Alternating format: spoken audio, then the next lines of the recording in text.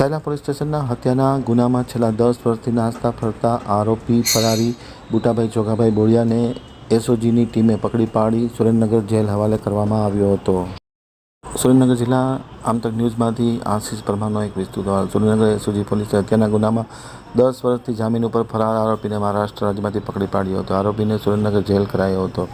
જિલ્લા પોલીસ વડા પ્રેમસુખ ડેલુના માર્ગદર્શન હેઠળ સુરેન્દ્રનગર એસઓજી પોલીસના પીએસઆઈ આરજે ગોહિલને મળેલ ચોક્કસ બાતમીના આધારે સાયલા પોલીસ સ્ટેશનના હત્યાના ગુનામાં જામીન પર છેલ્લા 10 વર્ષથી ફરાર આરોપી બુટાભાઈ જોગાભાઈ બોળિયા, જેઓ 30/1/2016ના રોજ વચગાળાના જામીનમાંથી છૂટ્યા બાદ હાજર ન થતા નાસ્તા ફરતા હતા તેની માહિતી મહારાષ્ટ્ર રાજ્યમાં હોય ત્યારે નાસ્તો ફરતા આધારે એસઓજીની ટીમે તેમને પકડી પાડી અને સુરેન્દ્રનગર જેલ હવાલે કરેલ છે.